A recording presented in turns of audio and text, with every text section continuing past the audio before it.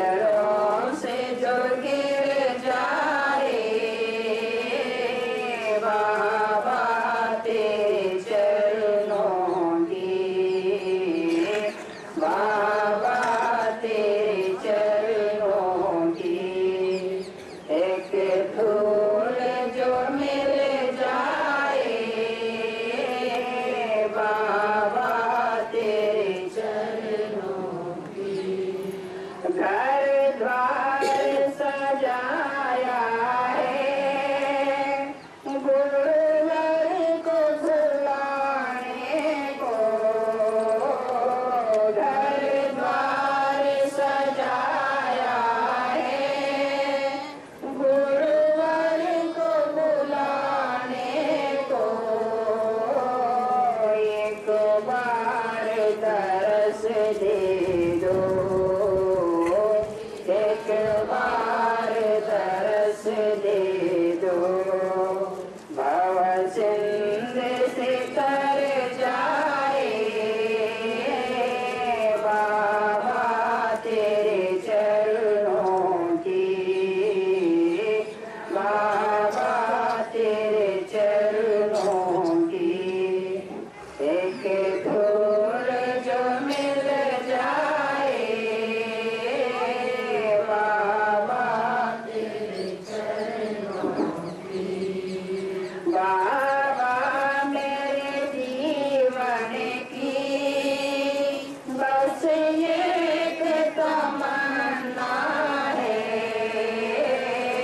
बाबा मेरे जीवन की बस एक तमन्ना है,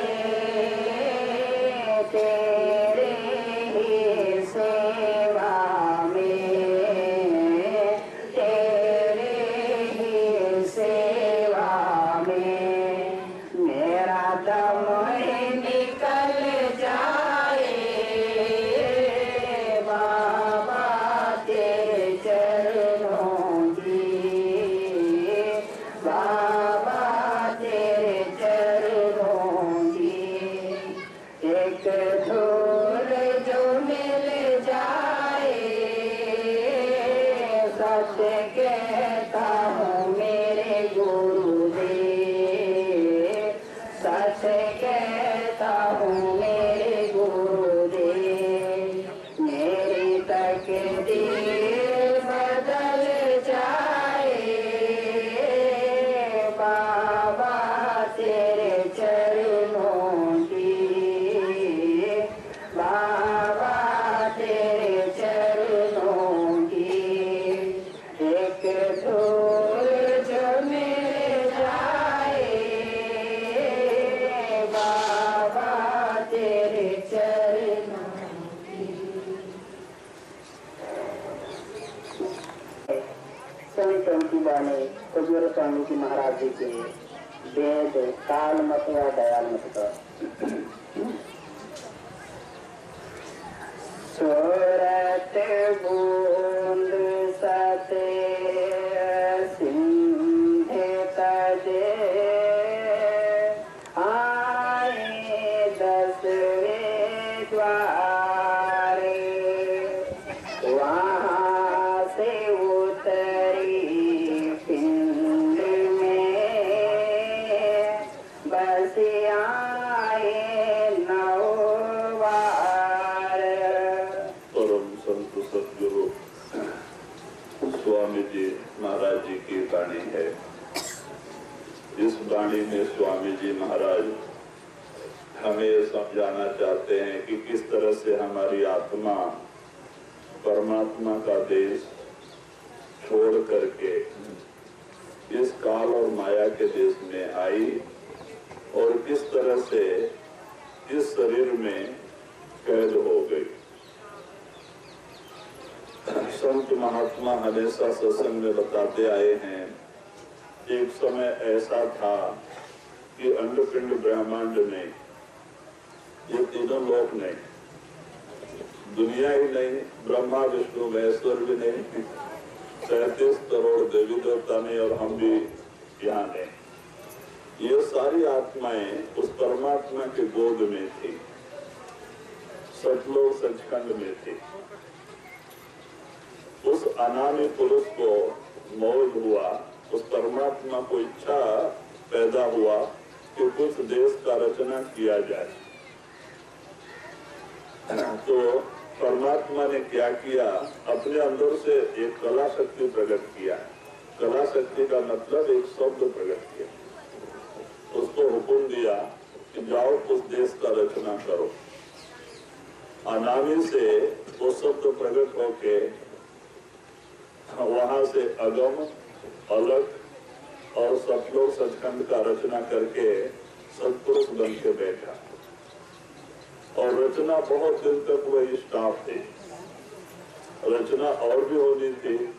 फिर ऊपर से मालिक का हुक्म आया अनामी पुरुष का कि और भी रचना होनी है। तो उस अनामी सत्पुरुष ने क्या किया, परमात्मा के हुक्म से सत्पुरुष ने क्या किया, अपने अंदर से 16 सूत्र, 16 कला यानी 16 शब्द प्रकट किए। उसी को 16 बच्चे कहते हैं, सत्पुरुष के 16 सूत्र। और उनको हुक्म दिया कि जाओ कुछ देश का रचना करो। तो वो शब्द वहां से नीचे उतर के एक एक मंडल का रचना करते हुए बैठते चले गए। इस तरह से 16 लोक का रचना हो गया। अब रचना बहुत दिन तक वही स्टाफ थी। बाद में सबसे नीचे निरंजन, जो सबसे छोटा बच्चा था सत्पुरुष का निरंजन, तो बहुत दिन के बाद उसको खुद का रचना करने की सूझी।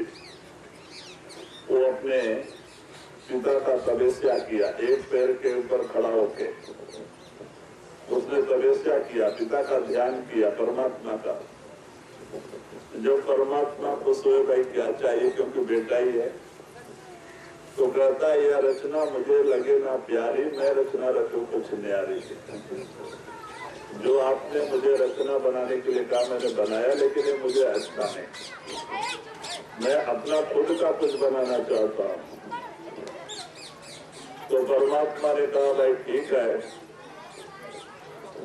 तुम्हारे बड़े भाई जो महाशून्य में बैठे हैं, तुम्हारे बड़े भाई कुरम, उनके पास मसाला है, तुम जाके उनसे प्रार्थना करके वो सब सामान लेके और तुम रचना कर सकते।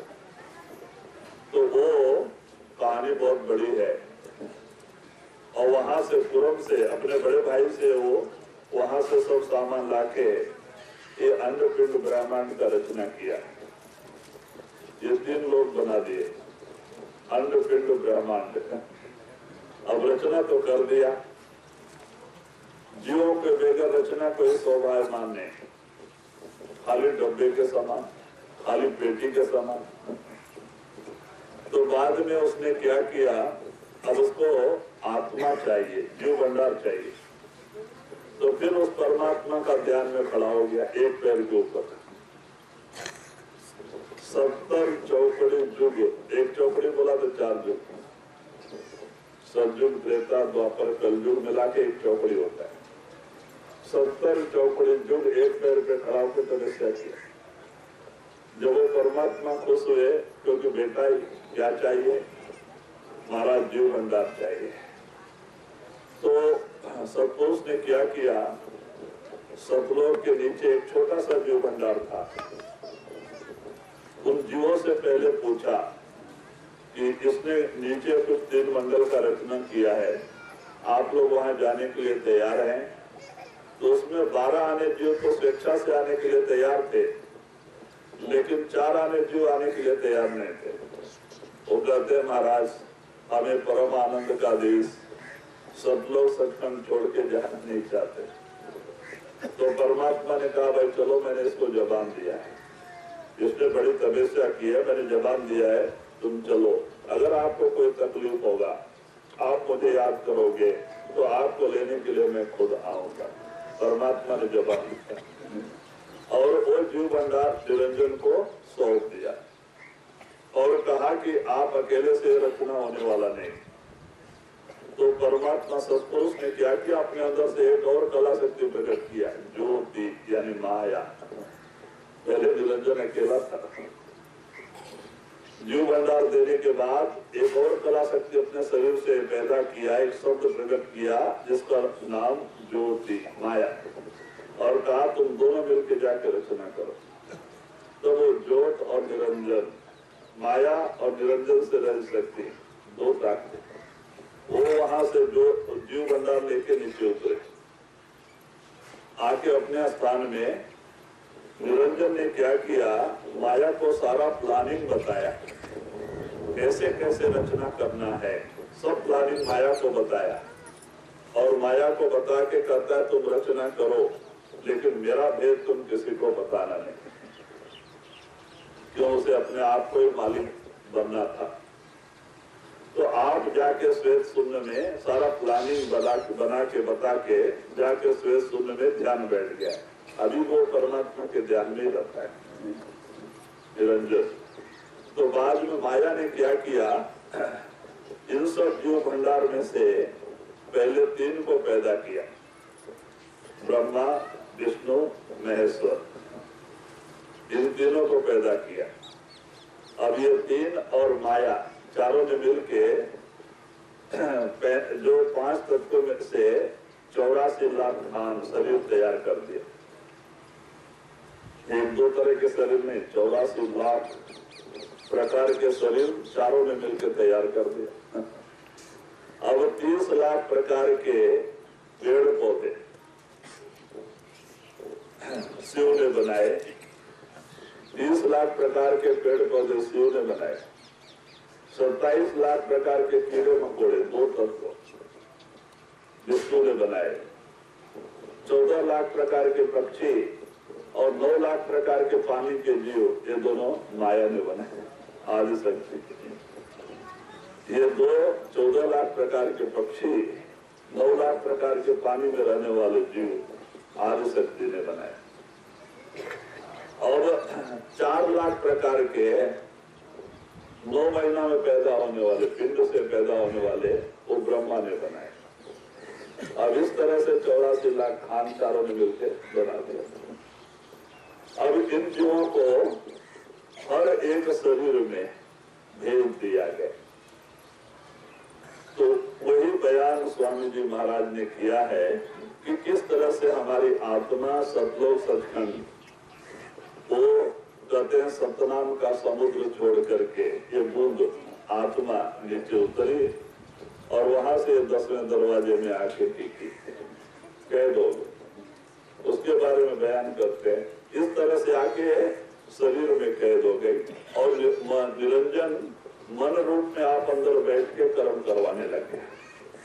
तो पहले क्या होता था, जीवों को पिछले जन्म की याद रहती थी, क्योंकि जीव निर्मल थे, पवित्र थे, परमात्मा के पास से आए हुए थे, तो इनको पिछले जन्म की याद रहती थी। तो इसलिए इनकी रचना टिकती नहीं थी, कोई बुरा कर्म करता ही नहीं था, नीचे शरीर में जाने के लिए तैयार ही नहीं होता था। तो उसने फिर तपस्या किया निरंजन ने, 64 चौपड़े युग, फिर एक पैर पे खड़ा होकर तपस्या किया। जब परमात्मा खुश हुए, क्योंकि निरंजन खुद कुछ नहीं कर सकता आत्मा का, सब परमात्मा से मांग के लाया। वो दुनिया में करता है लेकिन आत्मा का करता नहीं। फिर उसने जब परमात्मा प्रसन्न हुए क्या चाहिए, तो उसने 3 वरदान मांगा। एक तो जीव को पिछले जन्म की याद ना रहे, और दूसरी बात, जिस आत्मा को जीव को मैं जहां रखता हूं आप उसी से रहे, और तीसरी बात उसने परमात्मा से कहा, जब परमात्मा जीव भंडार देने के समय जीवों को जबान दिया है, तुम्हें तकलीफ होगी, तुम हमें याद करोगे, तुम्हें लेने के लिए मैं खुद आऊंगा, परमात्मा ने जीवों को कहा था। इसलिए उसने तीसरा वरदान ऐसा मांगा, उनको भी बांध दिया। वो कहता है तीसरा वरदान क्या मांगता है, अगर आप संत अवतार लेके दुनिया में आवे तो रिद्धि सिद्धि चमत्कार नहीं बताना, सत्संग के जरिए समझाने, और जो भी जीव आपके ऊपर भरोसा करके आपके शरण में आवे उसको लेके जाना, लेकिन रिद्धि सिद्धि चमत्कार नहीं बताना। उनको भी बांध दिया। तो इस तरह से 3 वरदान मांगे, तब से ये जीव भूल भरम में पड़ गया। पिछले जन्म की याद खत्म हो गई, माया भूल। बच्चा जब गर्भ से बाहर निकलता है, क्योंकि जब एक लड़का आत्मा माँ के गर्भ में होती है, परमात्मा का ध्यान बराबर होता है उसको, इसलिए वो परमात्मा 9 महीना वहां उसकी रक्षा करता है। और वहां पे परमात्मा 2 आधार देके रखता है उस आत्मा को। एक तो शब्द सुनाई देते रहता है, अंदर में नाद, अनाद नाद सुनाई देते रहता है। दूसरा वो ज्योति, प्रकाश दिखाई देते रहता है। और ये 2 आधार होने के कारण से उस आत्मा को सैकड़ों जन्म की खबर होती है, पिछले जन्म की सैकड़ों जन्म की जानकारी होती है माँ के गर्भ में हर एक बच्चा आत्मा को, कि मैंने पिछले कैसे कैसे कर्म करके कैसे कैसे शरीर में कितना दुख भोग के आज यहाँ आया हूँ, और ये भी काल कोठड़ी। इसलिए वो दुखी होकर बार बार उस मालिक से विनती करता है कि हे परमात्मा, मुझे इस काल कोठड़ी से निकाल, तुम्हारे भजन बंदगी के अलावा और कुछ नहीं करूंगा, कुछ नहीं करूंगा, बार बार विनती करता है। लेकिन जब 9 महीने पूरे हो जाते हैं, गर्भ से बाहर निकलने के पहले माया भूल भरम का पर्दा डाल देते हैं, जो सैकड़ों जन्म की खबर थी भूल जाते हैं, शब्द और प्रकाश बंद हो जाता है। और इसीलिए वो बच्चा बाहर गिरते ही रोता है, अरे मैं कहाँ आ गया, मैं कहाँ आ गया, मेरा ज्ञान कहाँ चला गया, जो सैकड़ों जन्म की खबर थी। मुझे वो शब्द सुनाई देता था, वो ज्योति नजर दिखाई देती थी, प्रकाश दिखाई देता था, वो कहाँ चला गया, रोता है। तो कहते भाई, इसलिए इस तरह से माया भूल भरम को पर्दा डाल देती है और इसके सारे ये खत्म हो जाते हैं। तो इसीलिए आप इशारा देते हैं कि इस तरह से आत्मा परमात्मा का धाम छोड़ के मंडल बाई मंडल शब्द के जरिए एक इस शरीर के 10वें माने दोनों आंखों के बीच में आके स्थित हो गए। आत्मा और मन कहाँ है? दोनों आंखों के बीच में। और यहाँ आत्मा है, आत्मा का चेतन नीचे उतरा, आत्मा नहीं, आत्मा तो यही है। आत्मा का प्रकाश नीचे उतरा हुआ है, जिससे हमारा शरीर का काम चल रहा है। तो कहते हैं आत्मा ही, आत्मा से पंच प्राण से शरीर काम करते हैं। तो कहते हैं इस तरह से कहते हैं कि ये जीव शरीर के बंधन में आके और मन के दायरे में कर्म करके अपने आप को भूल गया कि मैं आत्मा हूँ और परमात्मा का देश ही अपना देश है। भूल ही गया, इस दुनिया को अपना देश समझ लिया, इस शरीर को अपना रूप समझ लिया और कर्म करके आज 84 का चक्कर लगाना, नरकों की सजा 84 का चलना। और इस तरह महात्मा आके सच्चाई का हौका देते हैं, देखो भाई तुम्हारा देश ये नहीं है, ये काल और माया की नगरी है। इस दुनिया में ना आज तक किसी को सुख शांति मिला और न कभी मिलेगा। सुख शांति तो आपके देश में, आप अपने देश में चलने की तैयारी करो। महात्मा उस देश में ले जाने के लिए आते हैं, हमें यहाँ दुनिया में बांधने के लिए नहीं आते हैं, इस भवसागर से निकालने के लिए आते हैं। तो इसीलिए स्वामी जी महाराज कहते हैं इस तरह से हमारी आत्मा उस परमात्मा का धाम छोड़ के कहते हैं कि इस तरह से मंडल बाई मंडल 16 लोग से नीचे उतर के आज 3 लोग के बंधन में पड़ गए और अपने आप को भूल गए, अपने पिता को भी भूल गए। इस तरह से आज दुखी हो गए। जी मन इंद्रिय संबंध कर पाड़े जगत के लार, जन्म जन्म दुख में रहे बहे चौरासी धार। तो वे स्वामी जी महाराज कहते हैं कि इस दुनिया में आत्मा आकर के क्या हो गया? उल्टा हो गया। आत्मा के बस में मन होना था, मन के बस में इंद्रियां होनी थी, लेकिन उल्टा हो गया। इंद्रियों के बस में मन हो गया है और मन के बस में आत्मा। कहते हैं कि हमारी आत्मा की क्या हालत हो गई। एक राजकन्या कहीं राजकुमार के साथ शादी करके राजमहलों में रहना था, लेकिन उसने कोई भंगी के साथ शादी कर ली, जोड़े से। अब बताओ, जो पति काम करता है स्त्री को करना ही पड़ता है। वो रोड पे झाड़ू लगाता है, एक कचरे की टोकरी धो रही थी।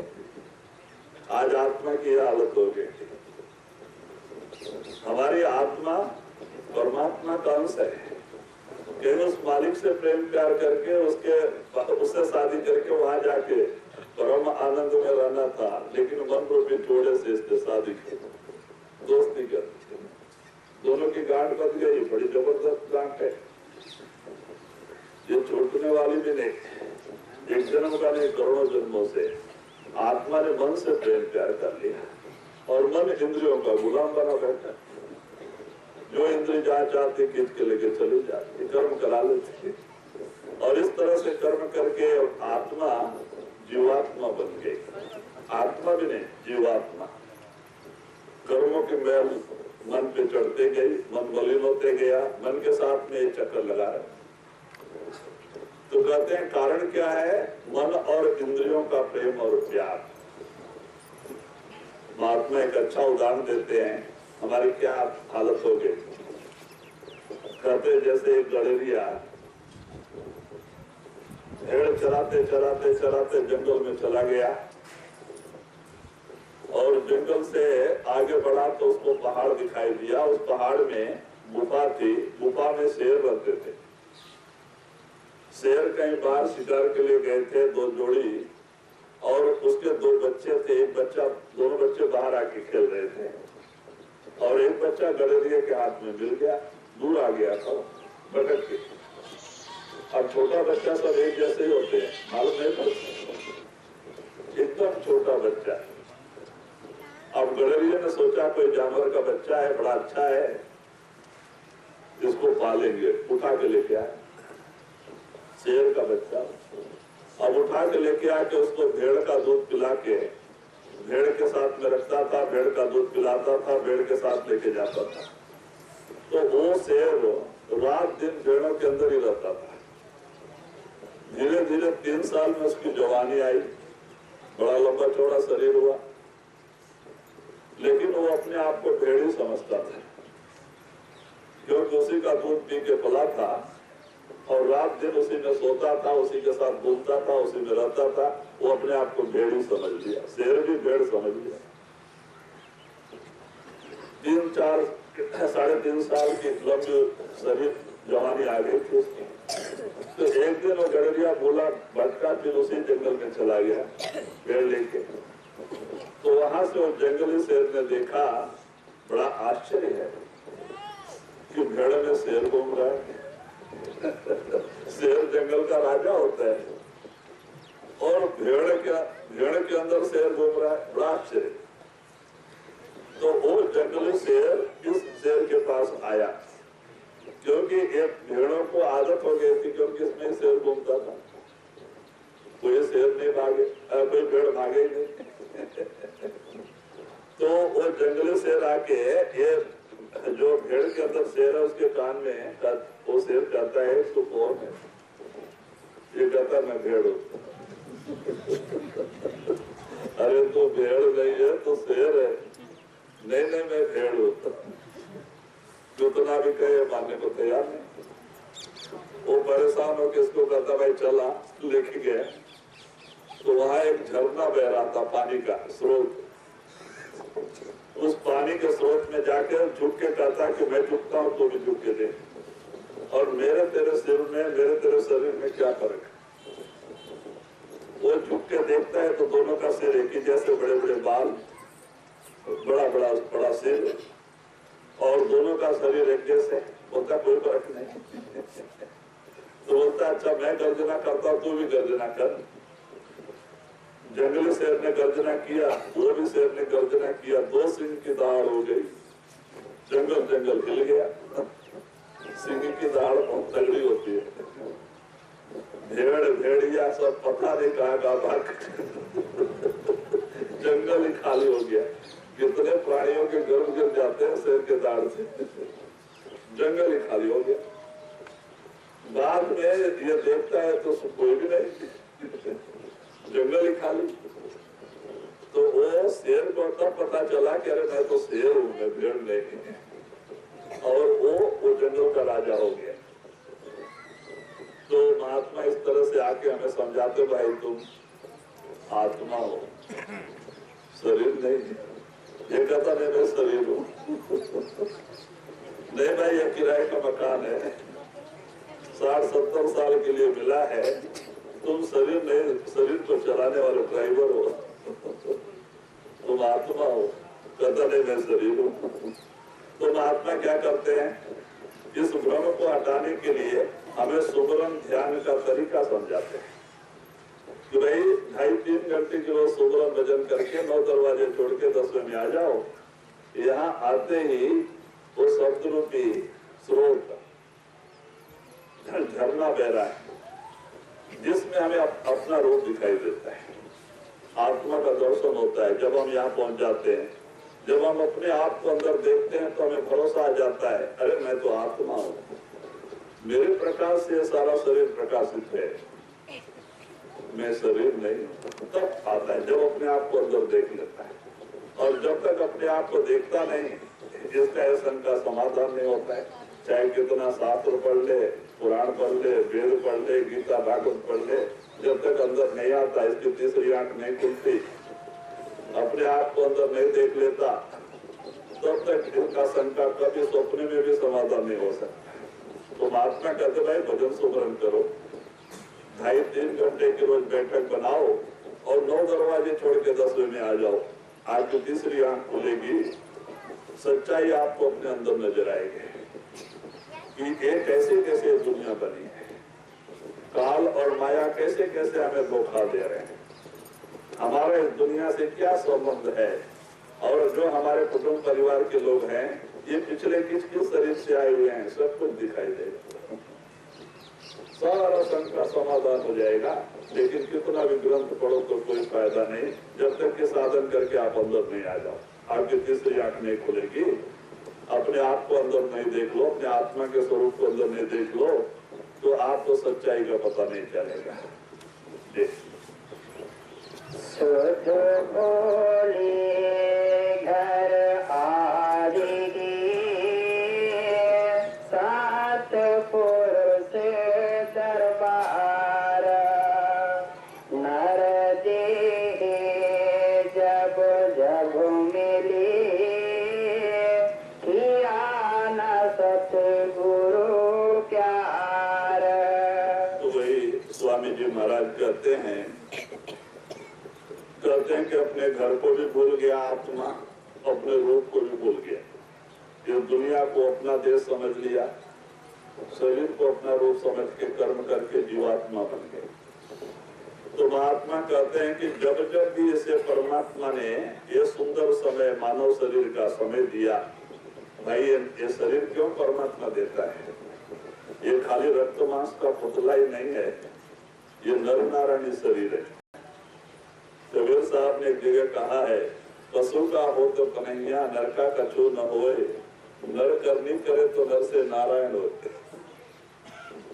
कहते भाई एक जानवर भी मर जाता है उसकी भी इज्जत है, जो उसका चमड़ा और हड्डी काम में आता है। कोई 10-20 रुपए दे के ले जाता है मुर्दे मरे हुए जानवर को, लेकिन एक इंसान उस मालिक के भक्ति के बगैर चला जाए, इसकी एक पैसा भी कीमत नहीं। किसी को पोपट में भी तो कोई हाथ लगाने को तैयार नहीं। तो देखो, अगर रात को भी चोला छोड़ जाए तो बड़ा तकलीफ होता है, रात को मर गया तो। जो घर के लोग घर को घर में रखने के लिए तैयार नहीं होते, घर के बाहर चबूतरे पे पुराना कोई कपड़ा वपड़ा डाल के लिटा देते, और रात भर जो लोग इस शरीर से प्रेम प्यार करते थे वही लोग देख के डरते थे। उनके अंदर भय होता है कि किसी को भूत बन के ना पकड़ ले।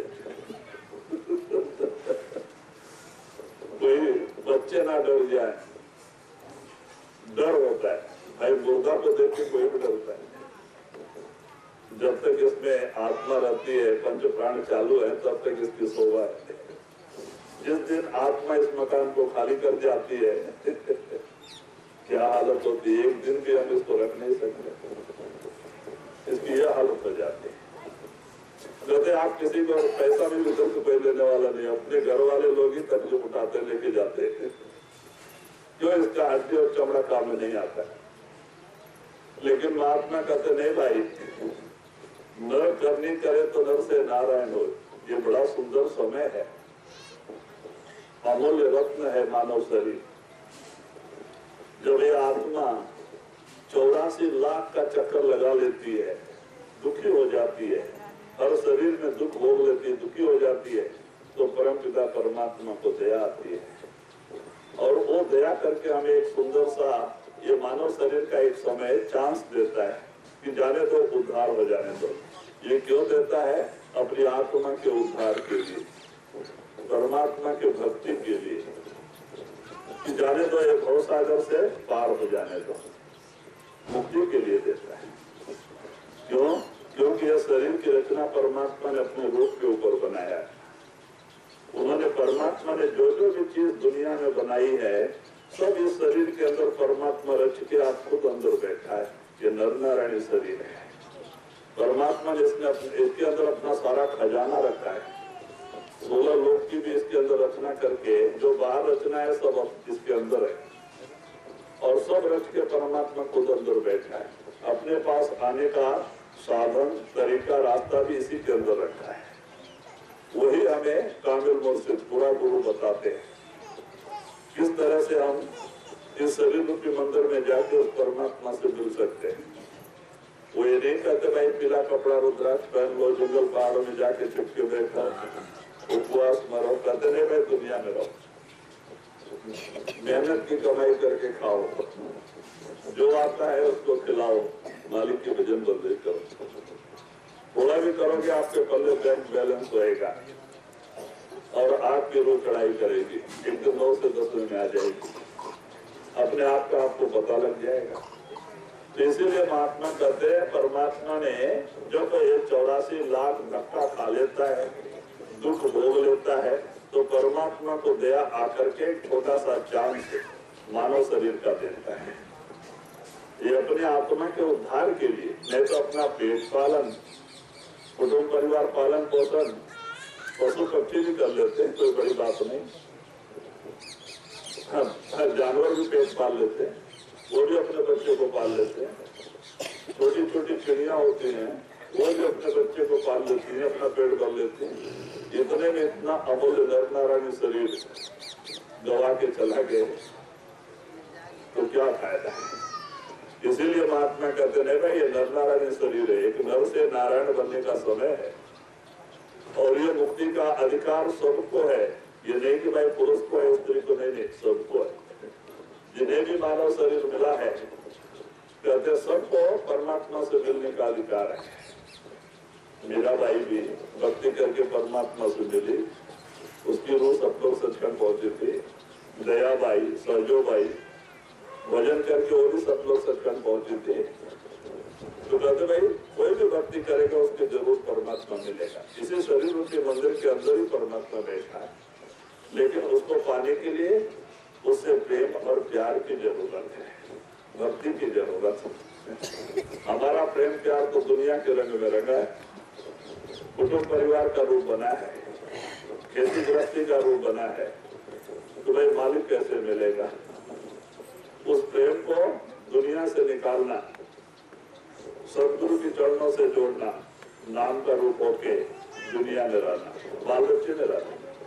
महात्मा बाल बच्चा छोड़ने को नहीं कहते, लेकिन गुरु का बन के, मालिक का बन के, दुनिया का बन के रहेंगे धोखा खाएंगे। जहाँ आशा तहाँ वासा, जहाँ हमारा मोह होगा, जहाँ हमारा प्रेम प्यार होगा, जहाँ आशा होगी आना ही पड़ेगा। क्या चीज है हमें बार बार दुनिया में लेके आती है? दुनिया का प्रेम और प्यार। तो महात्मा इसलिए कहते हैं आस एक सत्य नाम की, दूसरी आस निराश। अगर आपको आशा करनी है नाम की आशा रखो, मालिक के नाम की आशा करो, जो धन तुम्हारे साथ जाएगा तुम्हें मुक्ति दिलाएगा, बाकी तो सब यही रह जाएगा। नाम की आशा करो, नाम रूपी धन इकट्ठा करो, जिससे तुम्हारा मानव शरीर में आना सफल हो जाए। जी। संशय रोग भरम तेराही, क्यों कर उतरे पार, सतगुरु संते दया करी, आए धरे अवतार।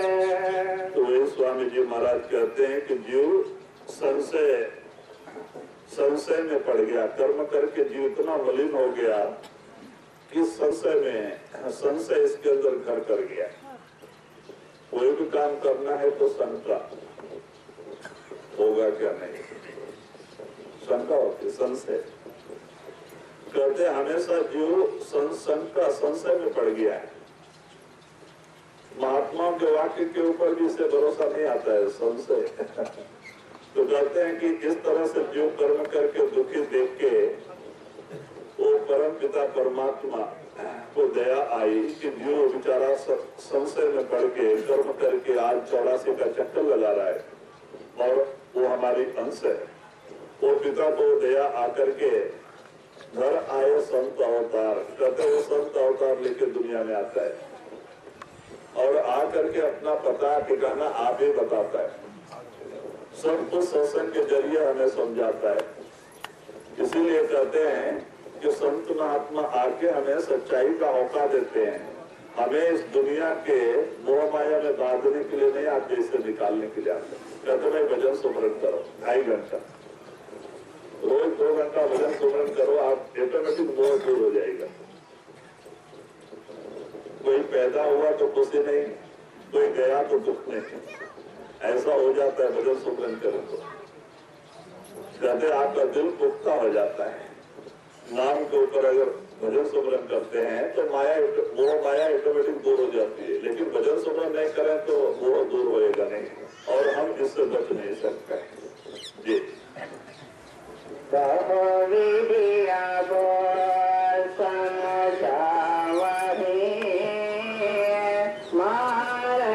शब्द पुकार, काल बिचाया जालिया से, गुप्त किया मत सार। तो कहते हैं संत महात्मा अवतार लेकर के आके क्या समझाते हैं, हमें उस मालिक से मिलने का सच्चा रास्ता बताते हैं। सुर शब्द अभ्यास। महात्मा ये नहीं कहते भाई जंगल में जाके परमात्मा मिलेगा या तो हिमालय में बैठ के तपस्या करने से परमात्मा मिलेगा। महात्मा कहते रहो दुनिया में रहो, बाल बच्चे में रहो, 2-2.5 घंटे दोनों आंखों के बीच में मन को स्थिर करके प्रेम प्यार से मन से नाम सुमरन भजन करो रोज 2 घंटा। धीरे धीरे आपका मन निर्मल और पवित्र होते जाएगा, पाप करते जाएंगे और एक दिन आपकी रूह चढ़ाई करेगी, 9 दरवाजे से 10वें में आ जाएगी। बहुत सरल रास्ता है, घर मकान छोड़ने की जरूरत नहीं, बाल बच्चे त्यागने की जरूरत नहीं, उपवास मरने की जरूरत। सब कारोबार करते हुए भी हम खेती में काम करते समय भी सुमरन कर सकते हैं, रास्ता चलते समय भी सुमरन कर सकते हैं। मालिक का नाम सुमरन करने के लिए सब समय सब स्थान जो है कर सकते हैं। उसके लिए स्नान करके बैठना ऐसी बात तो नहीं, सवेरे मुंह धो के बैठ जाओ। कैसे प्रेम प्यार से दोनों आंखों के बीच में ख्याल को टिका के प्रेम प्यार से मालिक का नाम सुमरन करो, सुन शब्द अभ्यास। लेकिन काल बहुत तरह से काल भी अपना प्रचार करता है जीव को फंसाने के लिए। वो भी अपने महात्माओं को दुनिया में भेजता है और वो कर्म कांड में बांध देता है। बोलता नहीं पेड़ की पूजा करो, पत्थर की पूजा करो, तीर्थ यात्रा में जाओ। अब बताओ इतना सुंदर नर नारायण शरीर पाके हम निचले शरीर से ऊपर आए हुए, पेड़ पौधों के शरीर से, पहाड़ में भी जान होती है, उम्र में जो पहाड़ बढ़ते हैं उसमें भी जीव होता है। अब देखो कहानी आती है ना, विंध्याचल पर्वत एक बार इतना बढ़ गया, सूरज के रास्ते में रुकावट बन खड़ा हो गया। सूरज जाने से भी उल्टा बढ़ गया हूँ। अब सूरज वहां से पीछे आगे लौट के, तो बाद में एक तरफ अंधेरा एक तरफ उजाला। अब जब सूर्य ही नहीं होगा, उसका प्रकाश ही नहीं मिलेगा, तो फसल कैसे होगी? भाई सबको प्रकाश चाहिए, भूख चाहिए, लोगों का जीवन कैसे चलेगा? तो देवताओं ने मीटिंग किया और वो विंध्याचल पर्वत तबेसी था, कोई ऋषि के श्राप से पहाड़ बना था और वो मानने वाला नहीं था देवी देवताओं की बात। तो सब लोग मिल करके ब्रह्मा विष्णु महेश्वर के पास गए। उन्होंने कहा भाई वो मानेगा नहीं, तो हम लोग क्या करेंगे, अगस्त ऋषि के पास जाएंगे और उनकी तपस्या बड़ी ऊंची है और उनका बात तो जरूर मानेगा, क्योंकि उन्हीं को मानता है, दूसरे को मानेगा नहीं। तो ब्रह्मा विष्णु महेश्वर 33 करोड़ देवता मिलके सब अगस्त ऋषि के पास गए और वहां हाथ जोड़ के प्रार्थना किया कि महाराज विंध्याचल पर्वत इतना बढ़ गया है कि सूर्य के मार्ग में रुकावट बन के खड़ा है, दीवार बन के खड़ा है। तो सूरज वहां से लौट के जा रहा है, एक तरफ अंधेरा एक तरफ उजाला। लोगों का जीवन कैसे चलेगा? फसल नहीं होगी। तो बाद में उन्होंने कहा भाई ठीक है, परोपकार के लिए मैं जरूर आऊंगा। तो वही अगस्त ऋषि तपस्या बैठे थे, वहां से उठ के आए और जैसे विंध्याचल पर्वत के पास पहुंचे तो वो दंडवत नमस्कार करने के लिए लेटा। तो ऋषि कहते हैं कि बेटा तो इतना ऊपर तक खड़ा रहेगा, मुझे दक्षिण प्रांत में जाना है, मैं कैसे जाऊंगा? मेरे को वहां जाके लौट के आने तक तो ऐसे ही खड़ा रहे। और चले गए दक्षिण प्रांत की तरफ, लौट के आई थी, उधर तक बैठ गए और ये लेटा तो लेटा ही रह गया विंध्याचल पर्वत, उठा ही नहीं।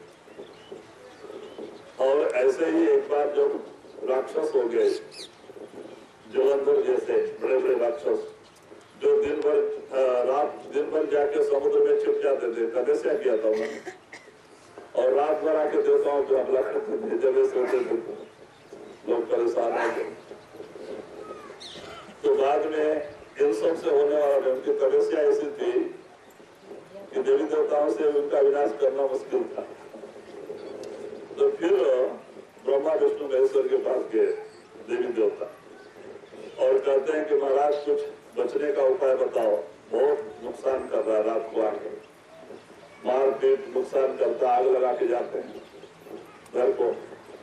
तो बाद में ब्रह्मा विष्णु महेश्वर कहते भाई वो किसी का सुनेगा नहीं, तपस्या का पावर है उसके पास, चलो अगस्त ऋषि के पास जाएंगे और उन्हीं के पास वो ताकत है जो वो समुद्र में जाके छिपता है दिन भर। अगर अगस्त ऋषि के पास जाएंगे, उनसे कहेंगे आप समुद्र पी लो, और जब वो खुला हो जाएगा तो हम लोग उसका बंद कर देंगे।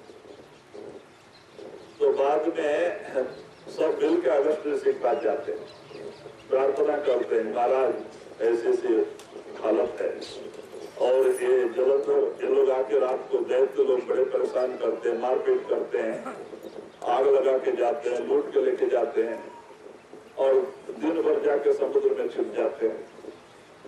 तो बाद में आप अगर समुद्र पी लो तो सब सूखा जमीन हो जाएगा, तो हम लोग उसको मार देंगे।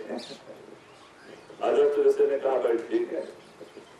आप गए समुद्र के अंदर, ऐसा एक हाथ डाला, मंत्र पढ़ के मुंह को लगाया और खींच लिया, समुद्र का सारा पानी उनके पेट में आ गया। तो बताओ समुद्र ही खाली हो गया। और बाद में आप भागे कहा हो, देवताओं ने घेर के और ब्रह्मा विष्णु ने सब लोग ने उनका विनाश किया, राक्षसों का। तो कहते हैं कि इस तरह से समय समय पे ऋषियों मुनियों ने भी कुछ अपना ही किया।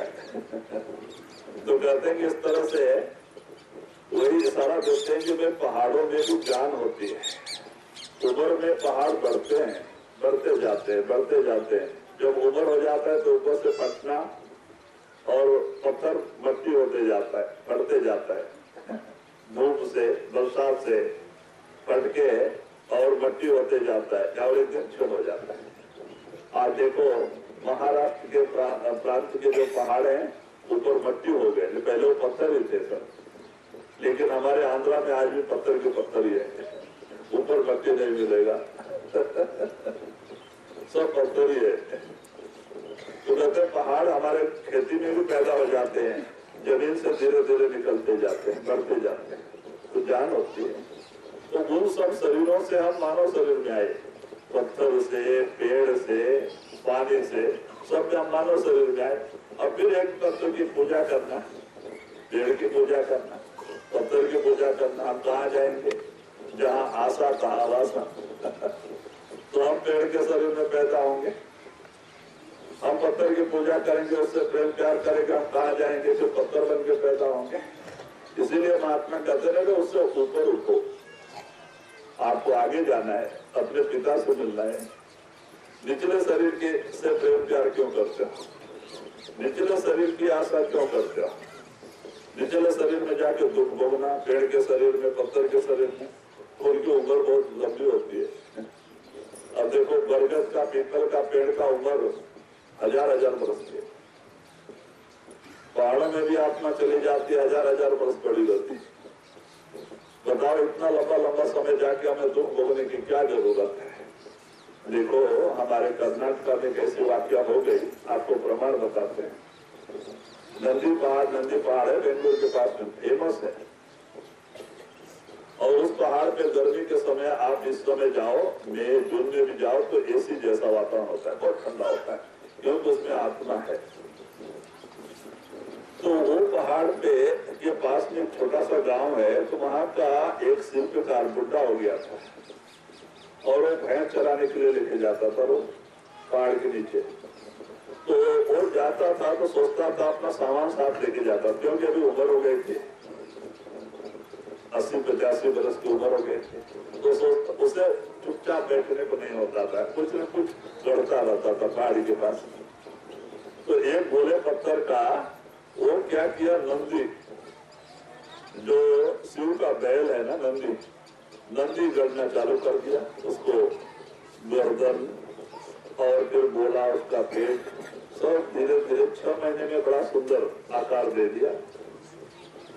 6 महीने में वो सोचता है अब इसके लिए कोई मंदिर बनाए, तो उधर सफाई करके पत्थर काट काट के छोटा सा ऐसा घेरा डालते जा रहा था। इतने में उसकी जान चली गई, मरने का समय आ गया। तो वो मैंने इतना मेहनत करके नंदी बनाया और मैं मरने के बाद में बच्चे लोग पत्थर से तोड़ डालेंगे, मंदिर भी पूरा नहीं बन पाया। और वही आशा लेके नंदी के ऊपर ही आशा लेके मरा। अब ये मरते ही इसकी आत्मा आगे उस पत्थर में समा गई, नंदी में। अब वो जो नंदी पत्थर का बैल इतना छोटा बनाया था पहले, वो बढ़ने लगा, लंबा भी ऊंचा भी होने लगा, पत्थर बढ़ने लगा। लोगों को आश्चर्य हो गया। बड़ा सुंदर गांव वालों ने मंदिर बनाया। मंदिर छोटा ही था क्योंकि नदी इतना ही बड़ा था ना, तो छोटा ही बनाया थे मंदिर। वो मंदिर को लग गया बढ़ के, फिर मंदिर तोड़ के बड़ा बनाया। तो ब्रिटिश गवर्नमेंट का समय आ गया बीच में, तो वो लोग मानते नहीं थे। तो ब्रिटिश गवर्नमेंट ने क्या किया, उसमें 2 होल करके 2 सलाखें डाल दिया, 2 लोखंड का सरिया डाल दिया और वो सरिया 1-1 फीट ऊपर रखा। देखें कैसे बढ़ता है, और मोटा मोटा सरिया था उसको एक डाल के रांगा डाल के बंद कर दी थी, कोई बच्चा निकाल नहीं पावे। और वो बढ़ते बढ़ते बढ़ते गया और सरिया सब उसके अंदर चला गया। अभी भी वो बढ़ रहा है। आज वहाँ इतना भीड़ होती है, नंदी बढ़ रहा है, उसमें देवता है बोल के लोग पूजा करने को जाते हैं। अब बताओ वो बेचारा एक जड़ वस्तु से प्रेम प्यार करके जड़ शरीर में जाके दुखी है और लोग उसकी पूजा करते हैं। तो कहते ये हालत होती है। तो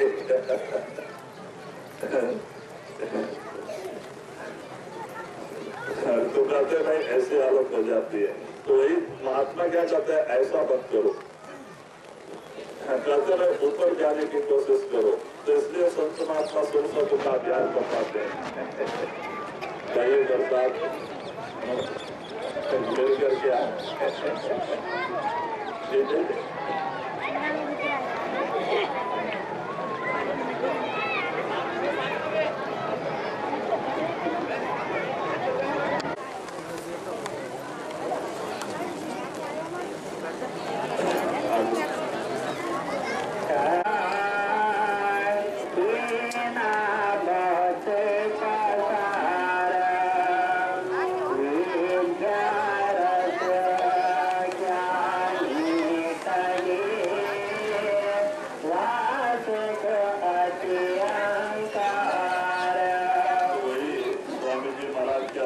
काल ने तरह तरह से रचना किया है, ग्रंथों को तैयार करके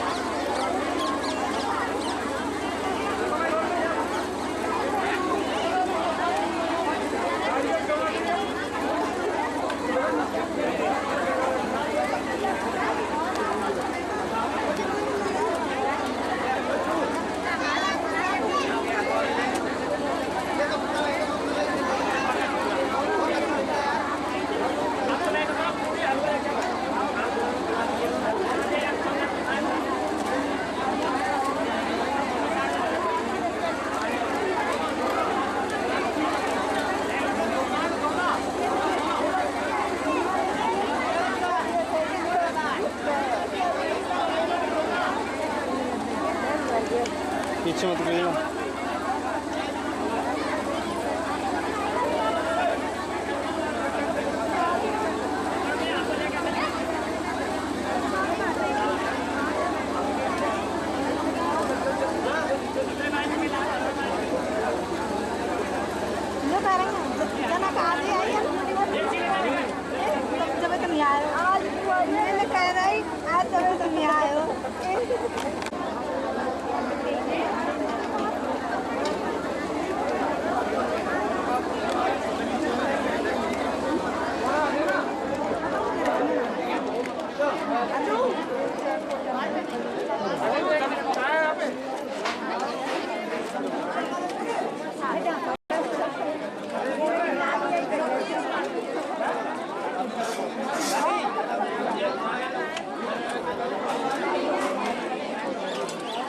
Gracias.